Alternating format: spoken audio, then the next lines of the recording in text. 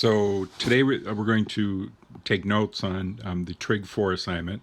And the goals for this assignment are basically to use your graphing calculator to calculate trigonometry ratios like sine, cosine, tangent. And hopefully you've already watched the little instruction video on how to use your calculator in the warm-up. And then we're going to use that information to solve right triangles. So we're going to do some applied problems. As you do this, take these notes. I would suggest that you do it in Notability if you can and just use the worksheet template I provided. If you prefer to do it in your notebook, that's fine too, but you're going to have a little bit additional writing to do. So the first example we're going to look at has a triangular piece of land, and you can see here's a triangular lot, and it makes a right triangle.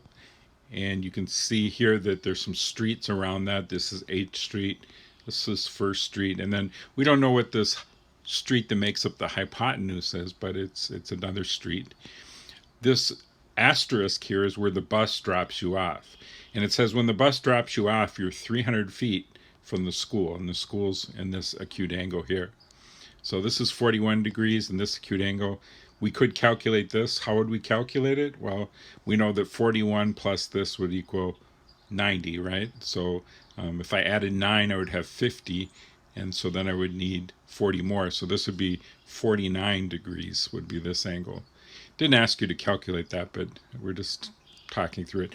And the question is, once you're at school, how far away are you from Janice's house? So it's asking you to find this distance along the street from the school to Janice's house. How far would you have to walk? And so we should be able to figure this out using trigonometry. So the first thing I want you to look at is, if we want to know this hypotenuse, why can't we use the Pythagorean theorem? Because that's something we use a lot of times. And if you look, for the Pythagorean theorem, this is a leg, this is a leg, and this is the hypotenuse. Well, here I know the leg, I don't know this leg, and I don't know the hypotenuse. So I don't have enough information to actually go by the Pythagorean theorem. If I knew one of the other pieces of information, I could use the Pythagorean theorem, but I don't. So this is where trigonometry is useful, because I know these angles here. Now, whether you choose to use this angle that's 41 degrees, or if you decided to use the angle that's 49 degrees, that's up to you, but we could use either one. And so we need to find this distance along, let's use a highlighter here. So I want to find this distance for the hypotenuse here. So let's do that. So let's talk about maybe both ways how you would do it. They gave us the angle 41, so let's use that first. So if I look at this angle that's 41 degrees here, I want to know this hypotenuse, and I know the opposite side to that angle. So one way to set this up would be to say, okay, I know the opposite and hypotenuse, so that's going to be sine. So I could say the sine of 41 degrees is equal to the opposite, which is 300, over the hypotenuse, which I don't know, so I'm going to call that h. And then I have to solve this. Now, I've seen a couple people solve this incorrectly when you have the variable in the denominator. I think it's useful for you to start putting a 1 underneath here and then cross multiply. And so if I cross multiply like this, I'm not going to calculate what sine of 41 is right now. I'm going to cross multiply first. And so then I have h times the sine of 41. So I have h times the sine of 41 degrees equals 1 times 300. That's 300. And remember, the sine of 41, it's just going to be a number. So I'm going to divide by that. So I'm going to divide by the sine of 41. So divide by the sine of 41. Divide by the sine of 41. And that means that h, because this is going to cancel out, or divide and make 1. So h is going to be equal to 300, and then I'm going to divide that by whatever the sine of 41 degrees is. So we're going to use our calculator. Make sure to put it in mode first, and let's find out what the sine of 41 degrees is. Okay, so I put my calculator in degree mode, and I looked it up, and the sine of 41 degrees is equal to 0.656, and then it's 0.5. So it keeps going as well. So I'm going to use 4 decimal places. That's pretty common. Sometimes we'd use 3, but I'm just going to stick with 4, and then I will round to the appropriate length.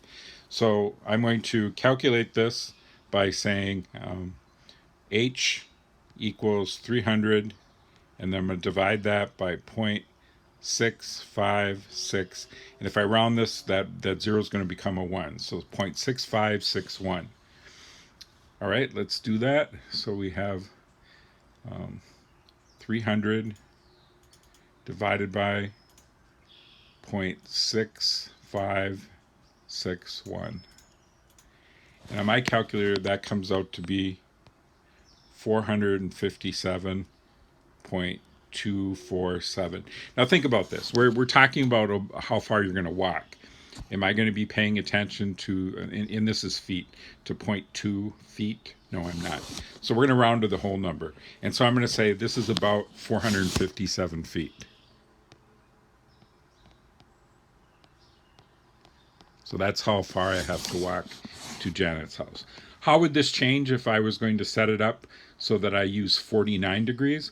Well, I guess we won't do it, but we'll talk about it. So if for some reason, there's no advantage to doing this like this, but if I wanted to use 49 degrees, the other angle, then this hypotenuse and the adjacent side are what I would know. And so instead of using sine, then I would do it with cosine. Everything else would be the same. It's just that I'd be using cosine. Remember, the cosine of 49 degrees is going to be the same number as the sine of 41 because they're complementary angles. 41 plus 49 equals 90. So it's not going to change anything about the answer. So I would still have 300 divided by 0.6561. Now, something we should point out is that in the real world, it's unlikely that you're going to calculate that distance to Janet's house from the school that way, right? You'd probably just measure it out because you could walk there. But what if instead of that kind of situation where you have that nice blocks in the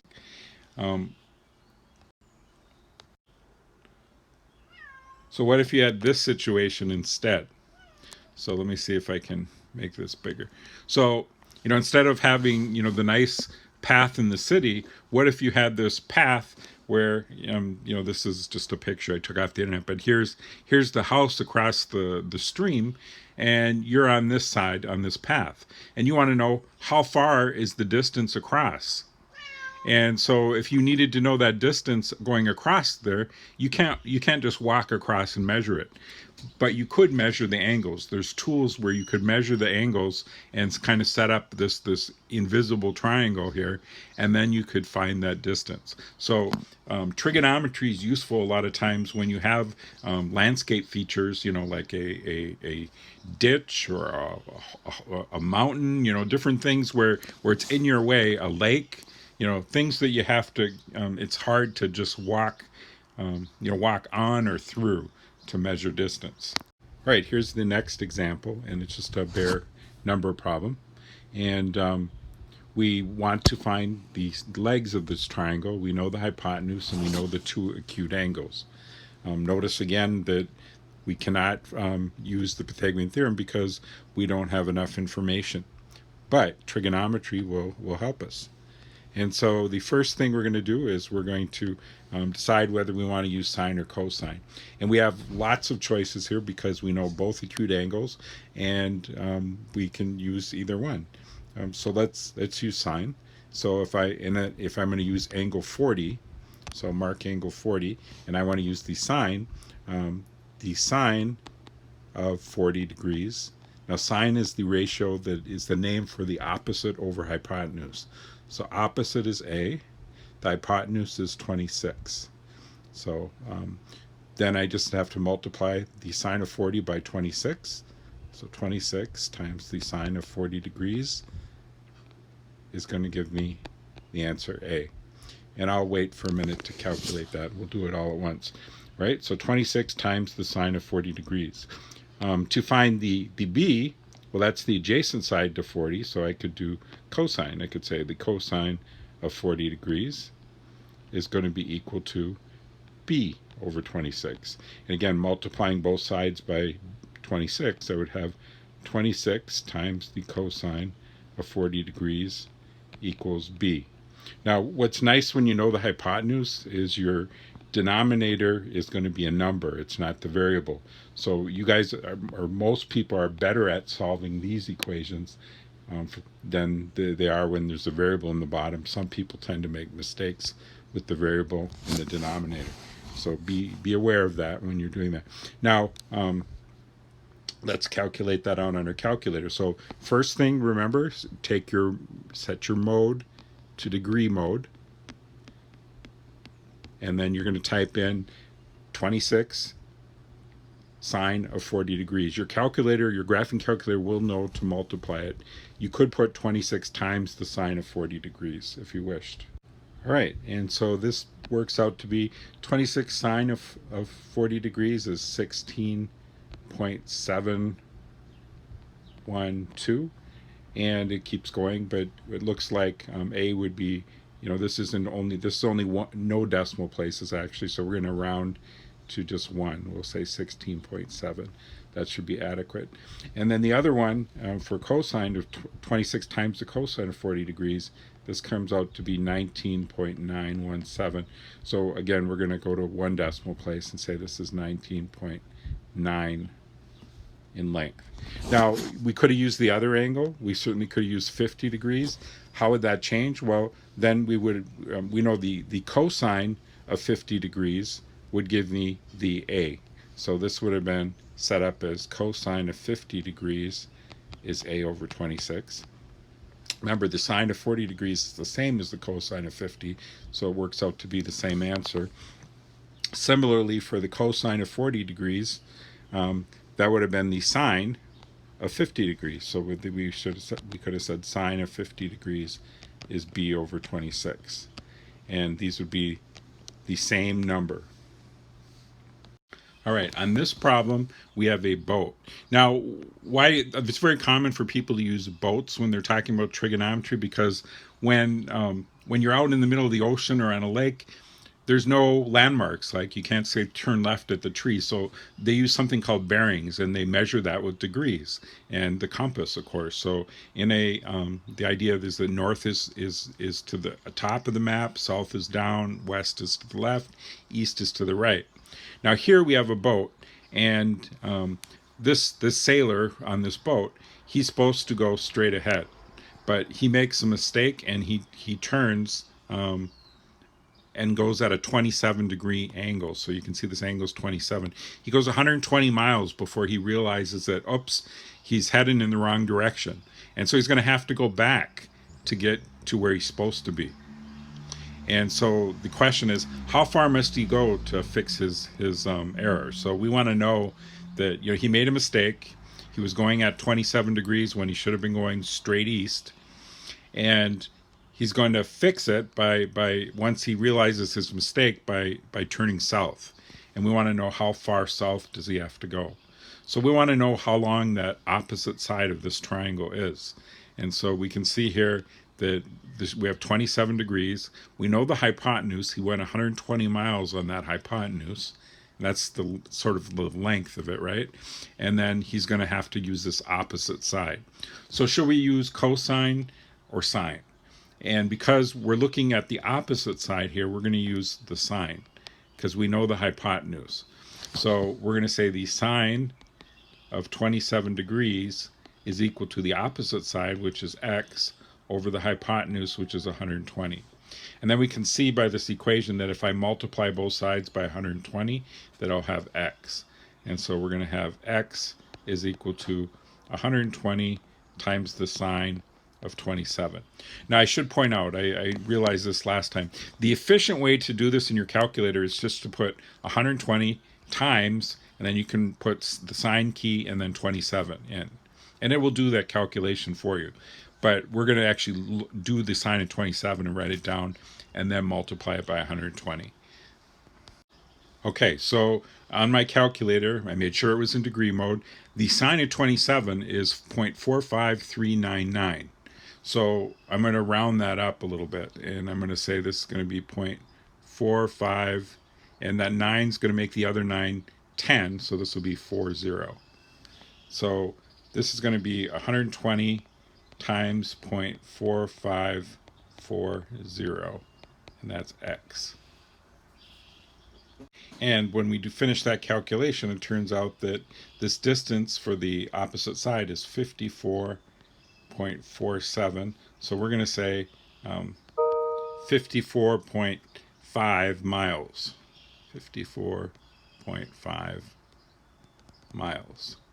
And again, it didn't say that whether we wanted the nearest whole number or the nearest half mile. I went with the nearest half mile, but if you had said 54 miles, because again, if you're rounding to the whole number, this would be 54 because this is a 4. Or you could say that it's 54 and a half. Either of those would be good answers for me. All right, still on the same problem. The question is, how many extra miles does he travel? Well, so we know that this, by our previous calculation, we know that this hypotenuse here was 120, and the opposite side was 54.5 miles. And so we know that the distance he traveled was 120 plus 54.5. So he went 174.5 miles is what he actually traveled. And how far did he want to go? Well, he really only had to go this length right here, the direct distance. So it would have been less, but we don't know how much less. But we can find out, right? So if I'm looking back to this angle of 27 degrees, this side right here is the adjacent side. So I could use the cosine to find that out. I could also use tangent, which is the opposite over adjacent, but we haven't worked much with tangent at all. So let's use the cosine. So I'm going to say the cosine of 27 degrees is equal to the adjacent side, which I don't know, so let's call that y. So y over the hypotenuse, which is 120. So y is going to be equal to 120 times the cosine of 27 degrees. And the cosine of 27 turns out to be 0.8910. So this is 120 times 0.8910. And that's going to give us 106.9 miles. So this is how much he should have gone, and he went 174.5. So if his boss is watching, he might charge him extra. Maybe he'll take it out of his pay, right? Because he wasted all that gas. So 174.5, and we're going to subtract 106.9. And it turns out that the extra distance that he went was 67.6 miles. So that's how much extra he went. So that would how would his boss use that to charge him money? Well, he'd say, this boat uses this many gallons per mile, and you went 67 extra miles, so we're going to take that out of your pay. That's what he might do. All right, on this example, we're measuring for a garden fence. So this person, she was making her garden. She borrowed some tools from her friend, and she wants to fence off the garden from her dog so that the dog doesn't get in there and dig. And she gave the tools back, and then she realized she wants a fence, and she did not measure this side, so she doesn't have the tools anymore, but she's got the measurements that she already had. So the first thing I want you to think about is look at this and tell me, could you use the Pythagorean theorem to find that side?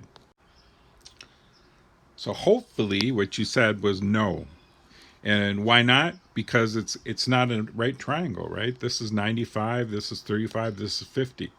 So here's another advantage that trigonometry has sometimes over the Pythagorean theorem. So if we're going to use trigonometry, we have to make a right triangle. So we're going to have to be kind of tricky here. And what you do in a problem like this is you're going to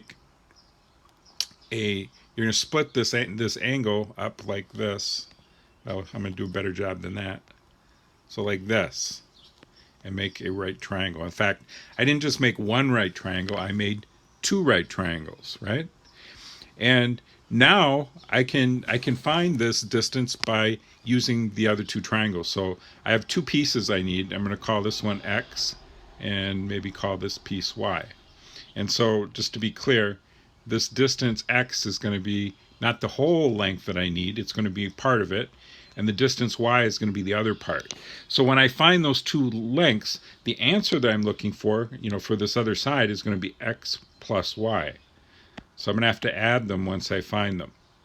So our trick is that we split it up so that we're going to have to add those once we find them. So the first angle that I have here is 35 degrees. It's this one. And I can see that X is adjacent to that, so I can use the cosine of 35. Also, similarly, this other angle is 50 degrees, and Y is the adjacent side. So for both of these, we're going to use the cosine. So I'm going to have the cosine of 35 is the adjacent side, which is X, over the hypotenuse, which is 100. So I know X is going to be 100 times the cosine of 35. All right? So now let's do the other one. The cosine of 50 degrees is the adjacent side over the hypotenuse, so that's going to be Y over 70.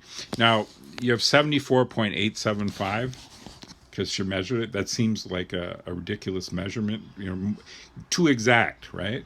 If this side is just, she knows this is 100, this is 74.8. So we could, if you said that was 75, I wouldn't be hating at you. So I'm just going to say 74.875. But we are going to round to a whole number at the end. So Y is going to be 74.875 cosine of 50 degrees. All right. So I'm going to calculate these two and add them together. In fact, I'm going to be efficient on my calculator right now. So what I want you to put into your calculators to calculate this is this. You're going to put 100, and your calculator will know if you don't put a time sign in here, it's going to know to multiply that. So I'm just going to put 100, and then I'm going to press the cosine key, and then I'm going to press 35 and then enter, plus 74.875 cosine of 50 degrees. Okay. Now, just to reiterate, I'm going to press the number 100. I'm not going to put a times. You could, but you don't have to. And then you're going to put the cosine key in 35. Then I'm going to press the plus, and then I'm going to press 74.875. Don't have to press times, but if you did, it wouldn't hurt anything. And then cosine key of 50. And then I'm going to press equals, and your calculator is going to give us the answer. Now, I'm not going to see what cosine of 35 and cosine of 50 are, but I am going to see the answer that I want. All right, so what I get from my calculator is 130.043, right? So 130 is going to be fine. So this total distance here, this other side, is 130. That's X plus Y, because this part right here was the X, and then this part was the Y. And so I add those together. X plus Y is 130.04.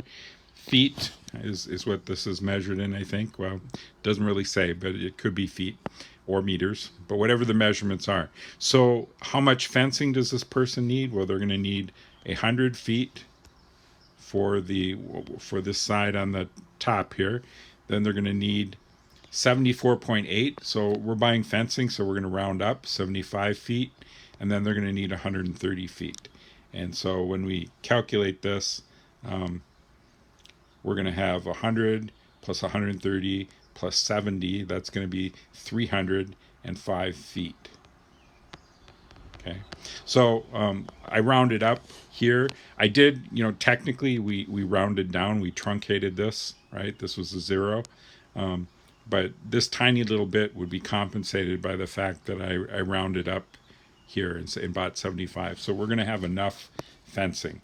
She's going to need 305 feet of fencing. All right, so here's a problem like the one I just did. So I want you to pause the video, and I want you to solve it just like we did the last one. So pause the video And then when you start it again, I'm going to show you how I solved it. All right, so I'm back, and we're going to use our trick again, that we're going to split this angle up so that we have two right triangles. And so I'm going to take and I'm going to draw a right angle right going down here, a height of this. And so now I have two triangles. I have the two pieces. Why don't we call them A and B this time instead of X and Y? And if I want to find this missing side length, this whole length, I don't want just part of it, I want the whole length, I'm going to take A plus B. So my answer is going to be A plus B. All right, so that means I got to find A and B. So the first thing I will look at is this angle that's 39 degrees. So I can see A is adjacent to that, so I'm going to say the cosine of 39 degrees is the adjacent side, which is A, and the hypotenuse is 4.04. So A divided by 4.04. Now, I have no information about what this triangle represents, and I'm not going to round to like the whole number this time. So everything, it looks like my lengths are given in to the nearest hundredth, so I'm going to stay to the nearest hundredth when I do my rounding, but I'm going to round at the very end. So this is the, for A, this will allow me to find A. To find B, I'm going to use the other angle. This is 42. So again, the side B is adjacent, so cosine of 42 is going to be the adjacent side, which is B over 3.85. And so multiplying by 3.85 on each side, I can see that B is going to be equal to 3.85 times the cosine of 42 degrees. Similarly, A is going to be equal to 4.04 times the cosine of 39 degrees. And then I'm going to add these together. So what I'm going to put in my calculator is 4.04. I'm going to press the cosine key, 39, then plus 3.85 cosine of 42. And then when I hit equals, I'm going to get my number, and then at the very end, I'm going to round it to the nearest hundredth, 2 decimal places. And this gives me an interesting answer. It gives me 6.000777. So looks like pretty much 6, right? But we have 2 decimal places on the other side, so I'm going to stick with 2. So I'm going to write 6.00. Right? So this length is 6.00. That's the A and the B combined, right? All the way across. All right, so this is a problem I'm going to have you do, and then I will, so I'm going to have you pause the video, and then go ahead and copy this table, and then I want you to use your calculator to calculate the sines and the cosines of these numbers. So the angles given on the top, 0, 10, 20, 30, 40, 50, 60, 70, 80, and 90. And then I want you to explain any patterns that you see. And then when you're done, you can come back and I will have the answer here. So you got to pause it now. So I'm going to write the word pause. When I'm done writing the word pause, I'm going to, you need to have it pause because otherwise it's going to show you the answer. Okay, and so hopefully you filled in your table, you noticed some things. And what you should notice is that pattern that we've talked about before, that as I go to the right, here's my sine, and then as I go to the left, here's my the exact same numbers going the opposite way for the sine. And why is that? Because these are complementary angles. So right, if I take 0 and 90, that equals 90 if I add them, right? So here we have these are complementary.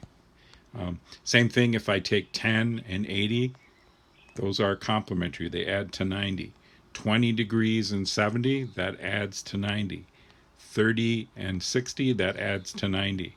And then we have 40 and 50, that adds to 90. And so, just to look at one pair of complementary angles, the sine of 40 degrees is going to be the same as the cosine of the complementary angle. The sine of the 50-degree angle is going to be the same as the cosine of the 40-degree angle because they're complementary. And that works for any pair of complementary angles. So that's where that pattern comes from. And so you can see if you're dealing with complementary angles, we're going to see that pattern. So what did we notice about the row of sine compared to the numbers in the row of cosine is that these same numbers as I go up are going to appear in the cosine as I go the opposite direction. Why? Because they are complementary, right? And I don't know this for a fact, but I thought about it after the last video. You know, when I talk about sine and then they come up with the name cosine, right? Maybe that co came from complementary sine, right? And it might have been. So that would make sense to me. I was thinking of that's a co prefix, co-worker, somebody that works with you, but I'm thinking that it might be short for complementary. All right, submit your completed notes into Schoology. You'll get credit for turning them in, and then work on the problem set.